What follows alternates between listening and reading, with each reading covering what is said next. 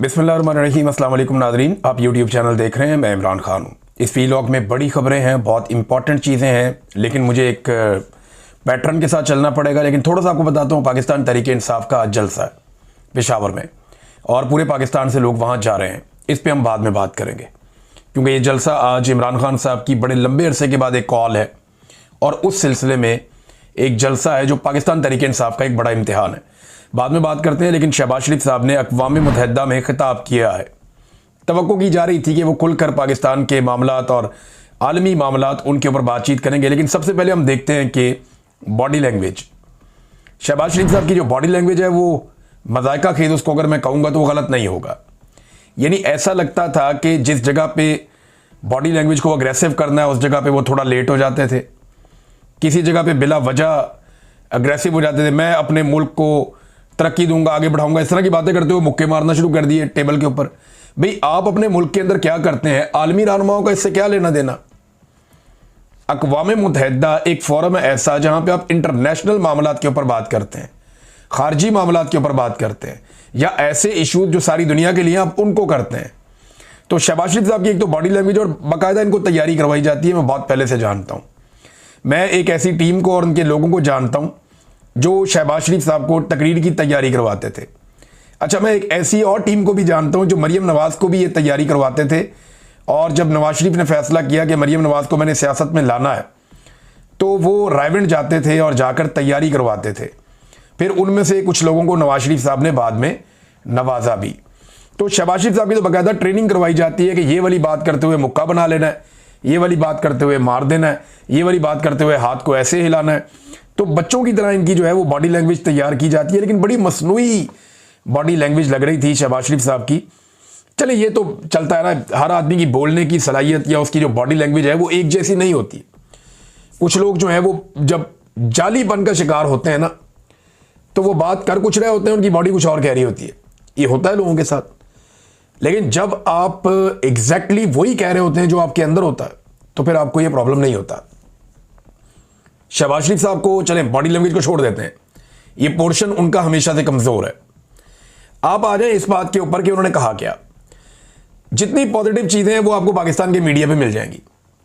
आप आज के अखबारात उठा के पढ़ लें, आपको बड़ी तारीफें मिल जाएंगी। मैं वो नहीं करने वाला। जितनी पॉजिटिव चीजें हैं वो आपको टाउट्स मीडिया वाले जो हैं वो बता देंगे। शहबाज शरीफ का जो फैन क्लब है नवाज शरीफ का, वो आपको बता देगा। जो इनका अपना ग्रुप है PMLN का, सहाफियों का, दानिशवरों का, वो आपको बता देगा। पाकिस्तान का सारा यरगमाल मीडिया आपको वही बताएगा जो वो चाहेंगे। लेकिन मैं आपको वो बताता हूं जो चीजें मुझे लगा कि ये नहीं होनी चाहिए थी। नंबर 1, गैर जरूरी तौर पे आसिम मुनीर का और एयर चीफ का नाम लिया शहबाज शरीफ ने। ये सरबराह मुमलिकत ऐसा करते नहीं है। जो वहां पे सहाफी हैं, जो गैर जानिबदार हैं, वो सर पकड़ के बैठ गए थे कि ये क्या ब्लंडर मारा, ये क्या हरकत की है। यानी मुल्कों के जो सरबराहान होते हैं वो कभी भी अपने मातहतों के ऐसे नाम नहीं लेते जाके वहां पे। यानी बूट पॉलिश की एक आदत और शौक इतना बढ़ गया कि अक़वाम मुत्तहिदा जैसे बड़े फोरम के ऊपर खड़े होकर भी शहबाज शरीफ साहब को अपना असल काम भूला नहीं। वहां पे भी पकड़ के चमकाना शुरू कर दिया उन्होंने कि जी आसिम मुनीर की भी गेम उठा दी और एयरफोर्स के चीफ की भी गेम उठा दी। हालांकि उन्होंने काम बड़ा कमाल किया, लेकिन यार ये फोरम कौन सा है, फॉर गॉड सेक, आपको होश है आप क्या कर रहे हैं। भाई, जो सरबराह मुमलिकत होता है, यानी अगर अमेरिकन प्रेसिडेंट ये बात करता तो वो कभी अपने किसी जर्नैल का नाम नहीं लेता, वो द ग्रेट अमेरिकन मिलिट्री कहता। आप कह सकते थे कि ग्रेट पाकिस्तानी आर्म फोर्सेस, कितना अच्छा लगता सुनने में, हमेशा चलता रहता। ये आसिम मुनीर रिटायर हो जाएगा, आपकी तकरीर जाया हो जाएगी। ये जो एयरफोर्स का चीफ है रिटायर हो जाएगा, आपकी तकरीर जाया हो जाएगी। नाम उस चीज का लिया जाता है जिसको कायम रहना हो। आप कह सकते थे, आप दूसरे मुल्क के वज़ीर आज़म का नाम ले सकते, सरबराहान की बात कर सकते हैं, या कुछ बहुत इंपॉर्टेंट आलमी सतह के इंसिडेंट वहां पे उनकी आप बात कर सकते हैं। ये आप नहीं कर सकते, ये फेयर नहीं है। यानी अगर आपको कहना था, आप कहते हैं कि अजीम पाकिस्तानी कौम और अजीम पाकिस्तानी सिक्योरिटी फोर्सेस, ये है वर्ड जो कहने वाले थे। लेकिन क्योंकि शहबाज शरीफ साहब को आदत पड़ गई है हर तकरीर में, हर जगह पे उनकी तकरीर मुकम्मल ही नहीं होती जब तक कि वो फील्ड मार्शल साहब की गेम ना उठा दें। तो जनाब गेम उठाने के चक्कर में उन्होंने ये कर दिया। और वहां सहाफ़ी मुख्तलिफ सफारतकार उनसे वो बातें कर रहे थे, सहाफ़ी वो कहते हो सारे सर पकड़ के बैठे हुए थे कि यार ये क्या लेवल है आपके वजीर आजम का। नंबर 1। नंबर 2, ट्रंप को नोबेल पीस प्राइज के लिए तारीफों के पुल बांध दिए शहबाज शरीफ ने, और कहते ये जी कि क्योंकि इंडिया पाकिस्तान की लड़ाई रुकवाई है। भाई एक तरफ आप क्लेम करते हैं कि इंडिया डर गया था, खुद भाग कर गया अमेरिका के पास, उसने कहा कि साड़ी जान छुड़ाओ, तो अमेरिका ने जंग रुकवा दी, पाकिस्तान को पैगाम भेजा, पाकिस्तान ने कहा ओके। क्या हम कोई पागल है? क्या हम कोई जनूनी है? या हमें कोई शौक चढ़ा हुआ है लड़ने का, या एटम बम मार के अपने एक दूसरे को तबाह कर देना था अगर डोनाल्ड ट्रंप ना होता? या अगर डोनाल्ड ट्रंप ना होता तो आज इंडिया और पाकिस्तान सफा हस्ती भी ना होते, मिट जाते। यानी इतने गए गुजरे तो हम नहीं है ना। अब डोनाल्ड ट्रंप ने एक रोल तो उसका ये था ना कि ठीक है जी बीच में एक बंदा गारंटी है, अभी तुसी भी ना मारो, तुसी भी ना मारो, बात खत्म। लेकिन इतनी गेम उठाई उनकी कि उन्हें अब कह रहे हैं डोनाल्ड ट्रंप को कि जनाब इनको अमन का नोबेल प्राइज दिया जाए। और उसी टाइम पे शहबाज शरीफ साहब एक और चीज पे जोर दे रहे हैं कि इसराइल के अंदर फौरी तौर पे जंगबंदी करवाई जाए, फौरी तौर पे जंगबंदी करवाई जाए, और कोई रास्ता नहीं है, इसके लिए इकदाम किए जाए। बड़ी जज्बाती जुमले उन्होंने बोल दिए। भाई जंगबंदी के खिलाफ रुकावट कहां पे है? अक़वाम मुत्तहिदा में जब भी करारदाद आती है कि इसराइल को जंगबंदी पे आमादा किया जाए और गजा में जंगबंदी की जाए, फलस्तीनियों का नाहक खून जो बह रहा है उसको रोका जाए, जब भी करारदाद आती है तो अमेरिका वीटो कर देता है, डोनाल्ड ट्रंप की गवर्नमेंट वीटो कर देती है। जब भी करारदाद आती है, एक तरफ कह रहे हैं कि जंगबंदी करो, और जंगबंदी के लिए जो भी करारदाद आती है उसको वीटो कर देते हैं डोनाल्ड ट्रंप की गवर्नमेंट, और दूसरी तरफ कह रहे हैं कि डोनाल्ड ट्रंप को अमन का नोबेल पीस प्राइज वो है वो दे दें, Nobel peace prize Donald Trump को दे दें। और डोनाल्ड ट्रंप की हुकूमत रुकवा रही है किसको? जंगबंदी को, रुकवाने के रास्ते में रुकावट है, और साथ ये कह रहे हैं जंगबंदी भी करवा दें। शहबाज शरीफ साहब को समझ आ रही है वो क्या कह रहे हैं? मसला पाकिस्तान इंडिया का इतना बड़ा नहीं था, मसला दुनिया में 2 ही मसले इस वक्त बड़े। एक मसला जो फलस्तीनियों के ऊपर लगातार यलगार हो रही है, गजा का मसला है, दूसरा यूक्रेन का मसला है। बाकी तो मसले इतने बड़े है ही नहीं, तो ये डोनाल्ड ट्रंप की गेम भी उठाई। अच्छा, दूसरा ये इनको यहां मुतालबा करना चाहिए था शहबाज शरीफ को कि मैं अमेरिका में मौजूद हूं, मैं अमरीकी हुकाम से ये मुतालबा करता हूं कि आइंदा जब भी करारदाद आए जंगबंदी के लिए तो अमेरिका उसको वीटो ना करे। और यही बात शहबाज शरीफ को डोनाल्ड ट्रंप के सामने करनी चाहिए थी, लेकिन उसके लिए जरूरत चाहिए। जो आदमी अपने आर्मी चीफ के सामने नहीं बोल सकता, वो डोनाल्ड ट्रंप के सामने क्या बोलेगा? फिर सैलाब के मामले में शहबाज शरीफ साहब ने कहा जी कि सैलाब आया हुआ है, तबाही है, हम जी लोन नहीं लेना चाहते, यानी इमदाद हमें मिलती नहीं है, लोन हम लेना नहीं चाहते, ये सूरत हाल तो फिर यही है ना। तो सैलाब मुतासरीन के लिए आपने किया क्या है मियां साहब? जब से पाकिस्तान में सैलाब आया आप टिक ही नहीं रहे पाकिस्तान में। कभी आप चाइना चले जाते हैं, कभी आप कहीं चले जाते हैं, कभी आप यूएई चले जाते हैं, कभी आप लंदन चले जाते हैं, कभी आप यूरोप चले जाते हैं, अब आप अमेरिका पहुंच गए, अब आप वापस आने का आप नाम ही नहीं ले रहे। पाकिस्तानी डूब डूब के थक गए, वहां पे पानी में से लाशें निकल रही हैं, ना आपने लोगों को खुराक दी, ना आपने लोगों को रेस्क्यू किया, ना आपने लोगों को बचाया डूबने से, कोई ख्याल उनका नहीं रखा। बीमारियां वहां पे फैल गई हैं, और अब जाके दुनिया को एक कहानी नहीं सुना रहे हैं। क्लाइमेट चेंज के लिए आपने क्या किया? क्या कोई शजरकारी मुहिम आपने चलाई? कोई भी नहीं। क्या आपने दरख्तों की कटाई रोकी? कोई भी नहीं। क्या आपने किसी भी लेवल के ऊपर पाकिस्तान में क्लाइमेट चेंज के जो असरात हैं उनको कम करने की कोई कोशिश की? बिल्कुल नहीं की। तो जब आपने ये किया नहीं तो फिर आप इसके ऊपर बातें नहीं कर सकते ना। नाज़रीन, एक और बड़ा डरावना ख्वाब जो ख्वाजा आसिफ साहब को देखना पड़ गया वो मैं आपको बताता हूं, लेकिन पहले एक खबर, एक बड़ी खबर मैं आपके सामने रखूंगा। मेरे एक सोर्स ने यह दावा किया अमेरिका से, और उसका दावा यह है कि पाकिस्तान इसराइल को तस्लीम करेगा, और दावा उसने यह किया कि कैसे तस्लीम करेगा वो भी उसने मुझे बताया। उसका यह कहना है कि फलस्तीन के कुछ इलाकों के लिए एक निगरान फौज तश्कील दी जाएगी, एक फोर्स बनाई जाएगी जिसमें मुख्तलिफ ममालिक के फौजी और अफसरान होंगे। ये फिर सुन लें आप। वो ये कह रहा है कि फार्मूला जो अंदर खाते तय पा गया वो ये पा गया कि फलस्तीन के इलाकों के लिए एक निगरान फोर्स बनाई जाएगी, और वहां पे जो फोर्स बनाई जाएगी उसमें मुख्तलिफ ममालिक के सिक्योरिटी फोर्सेस होंगी, और उसमें पाकिस्तान की शमूलियत इस शर्त के ऊपर हो जाएगी कि पाकिस्तान इब्राहिम अकॉर्ड के ऊपर दस्तखत कर दे। आगे बात समझ।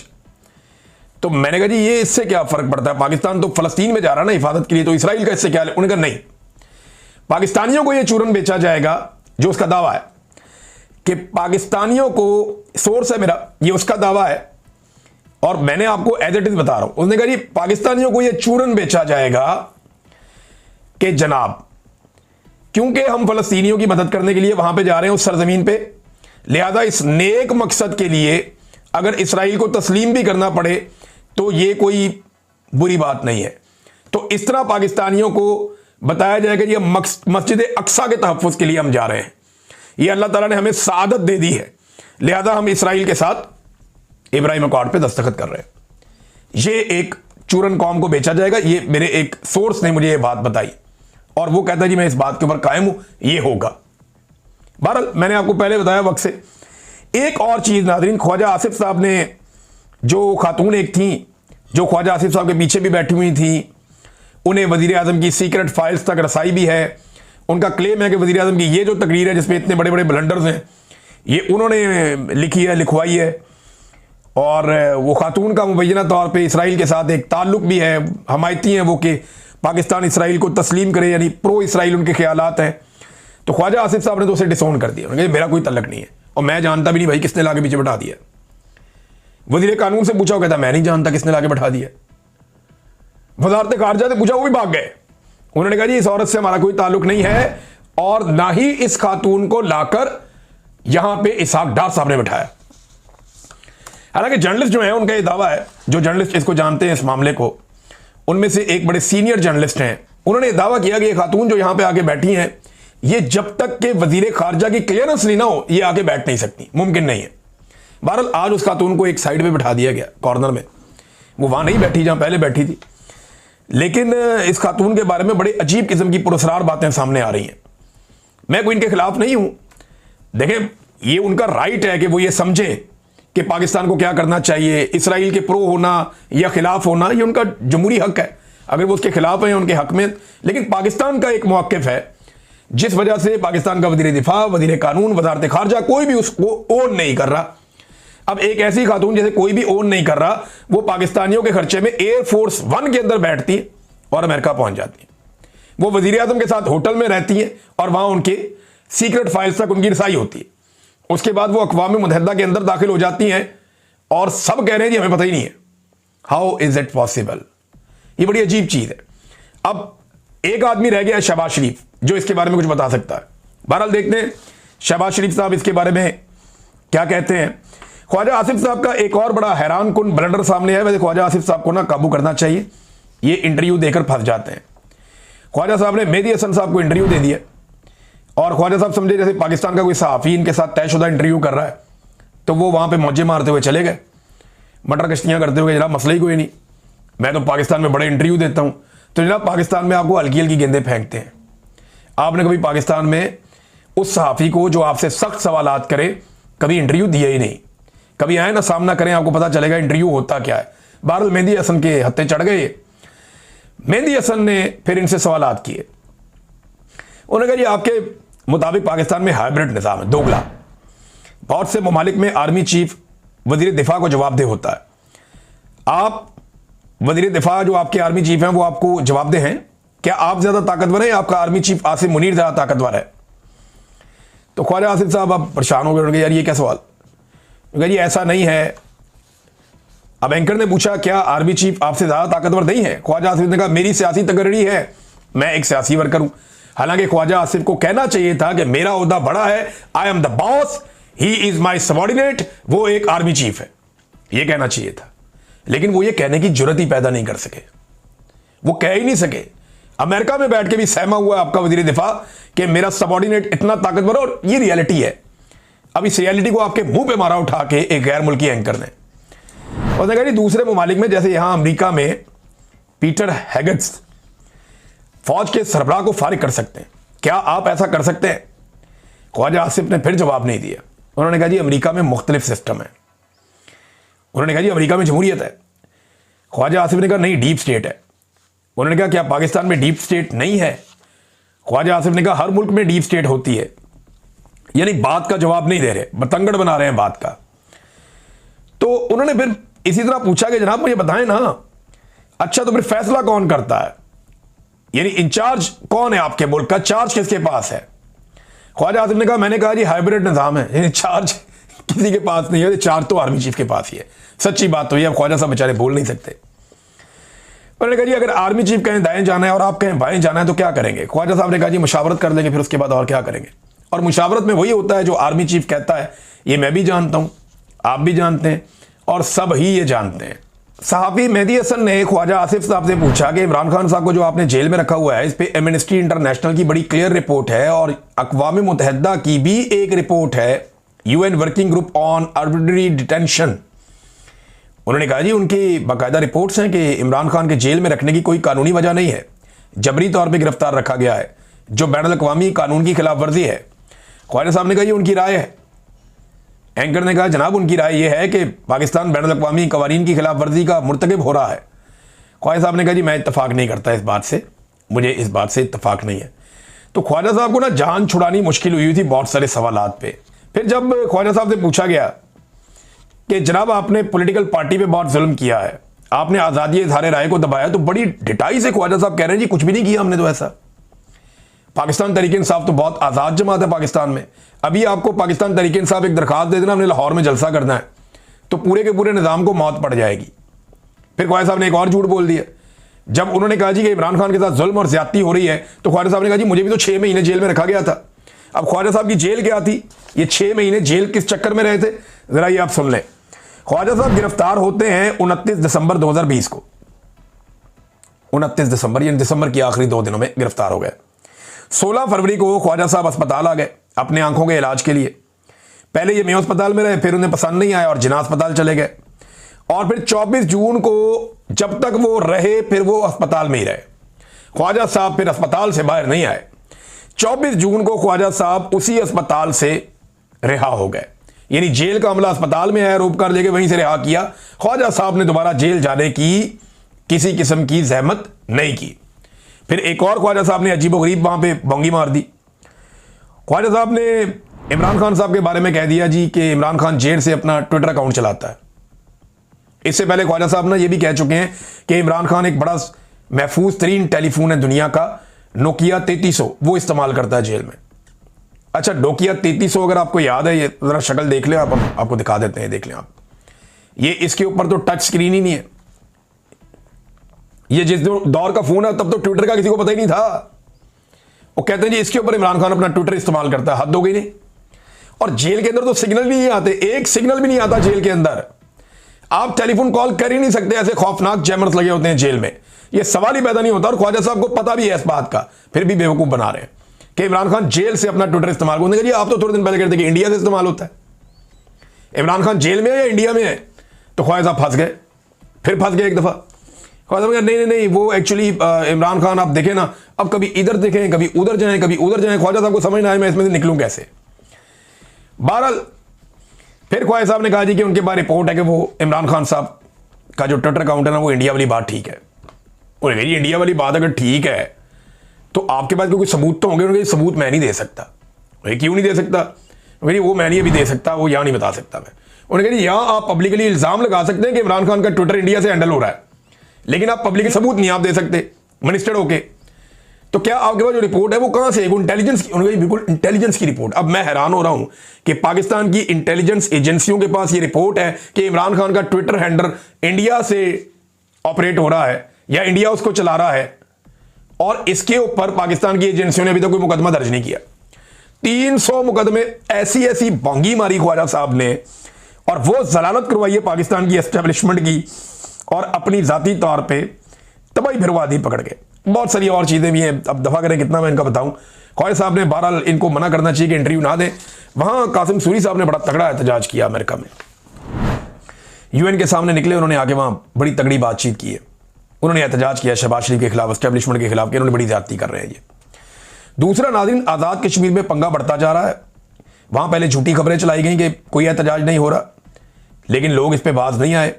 उन्होंने कहा नहीं जी हम तो एहतजाज करेंगे, हमारे कोई मुतालबात नहीं माने गए। फिर इंटरनेट और मोबाइल फ़ोन बंद किया तो हम मसाजिद से ऐलान करेंगे। हुकूमत ने मसाजिद पर पाबंदी लगा दी तो उलमा इकराम सामने आ गए। उन्होंने कहा जी हम हुकूमती नोटिफिकेशन को जूते की नोक पर रखते हैं और मुकम्मल अवामी एक्शन कमेटी से इत्तफाक करते हुए मसाजिद में हम ऐलानात करवाएंगे। तो वहां हुकूमत को और एस्टेब्लिशमेंट को बड़ी नाकामी हो रही है। अब आ जाए नाजरीन, जो मामला पाकिस्तान तहरीक इंसाफ के जलसे का है, लेकिन एक चीज़ और, शहबाज शरीफ ने एक दावा भी किया कल के दिन में। उन्होंने कहा जी ट्रंप ने अमेरिकी कंपनियों को कहा कि फौरी पाकिस्तान में जाकर सरमायाकारी करें। वो पाकिस्तान में पाकिस्तानी सरमायाकारी नहीं कर रहे, बाहर से कौन आके करेगा? आप सिर्फ अपना सामान बेच सकते हैं, अपनी मादनियात आप उनको बेच देंगे सस्ते दामों, अपनी चीज़ें आप उनको बेच देंगे सस्ते दामों, आप पाकिस्तान की कौम को गिरवी रख देंगे सस्ते दामों। आप यही कर सकते हैं। जिस जंग में आप कूदने जा रहे हैं ना, या जिस खून खराबे का आपका इरादा दिखाई दे रहा है, जिसके बारे में इमरान खान रोजाना अडयाला जेल से खबरदार कर रहा है, जिसके बारे में असद कैसर ने कहा कि अगर अफगानिस्तान पे आप जंग मुसल्लत करेंगे तो हम सब सियासी जमातें और अवाम आपके साथ खड़े नहीं होंगे, ये जिस चक्कर में आप पड़ गए हैं ना, ये आपको अकेला छोड़ के सारे भाग जाएंगे। फिर यहां पे गोला बारूद और बंदूकों का ही बिजनेस होगा और कोई सरमायाकारी नहीं हो सकती। तो मियां साहब होश के नाखून लें। इमरान खान के खौफ ने आपको दर दर पे सजदा करवा दिया है, पूरी दुनिया के सामने आपको झुका दिया है। जाके इमरान खान से माफी मांग लें, आपकी जान छूट जाएगी, वरना पूरी दुनिया में आप ऐसे ही सजदे करते फिरेंगे, मीठे मीठे मुंह बना के आप लोगों की खुशामदें ही करते फिरेंगे, आपको कभी कॉन्फिडेंस आएगा ही नहीं। और जब तक इमरान खान या उसके फॉलोअर्स हैं, ये आपको छोड़ेंगे भी नहीं। नाज़रीन, पाकिस्तान तहरीक इंसाफ का पेशावर में जलसा और पूरे पाकिस्तान से काफिले इस तरफ जा रहे हैं। आज हम इसके ऊपर एक ट्रांसमिशन करने जा रहे हैं, क्योंकि टीवी चैनल तो करेंगे नहीं, तो हम सारे जो डिजिटल मीडिया के लोग हैं जिनकी आवाज़ें बंद की गई हैं, हम सब मिलकर आज एक बड़ी ट्रांसमिशन करेंगे। सिंध से, बलूचिस्तान से, पंजाब से, आज़ाद कश्मीर से, गिलगित बल्तिस्तान से और पूरे खैबर पख्तूनख्वा से काफिले पेशावर की तरफ बढ़ रहे हैं। मुझे पाकिस्तान तहरीक इंसाफ के कुछ ज़राए ने बताया कि ब्यूरोक्रेसी की हरकत बहुत अजीब है और ऐसा लगता है कि हमारे जलसे के खिलाफ साजिशें भी हो रही हैं। लेकिन चले, अगर आवाम निकल आई बड़ी तादाद में तो फिर तो जलसा कामयाब हो ही जाएगा। अब इसमें एक मैं हैरान हो रहा था कि गड्ढापुर साहब ने ऐलान किया कि मैं एक बड़ा अहम ऐलान करूंगा जलसे में और बड़ा सरप्राइज दूंगा, जबकि मैं समा टीवी का एक वो कैप्शन देख रहा था, उस पर लिखा हुआ था, पता नहीं कुछ लोगों ने उसको ट्वीट भी किया है, वहां अली मोहम्मद खान साहब ने कहा कि जी जलसे में कोई बड़ा ऐलान नहीं होने जा रहा। अब लेट्स सी क्या होता है क्या नहीं होता। बहरहाल जलसा आज पाकिस्तान तहरीक इंसाफ का है, इमरान खान की कॉल है, इमरान खान ने खुद कहा है कि लोग आए, लेट्स सी क्या होता है जलसे में। अब तक के लिए इतनी, अपना ख्याल रखिएगा, अपने चैनल का भी। अल्लाह हाफिज।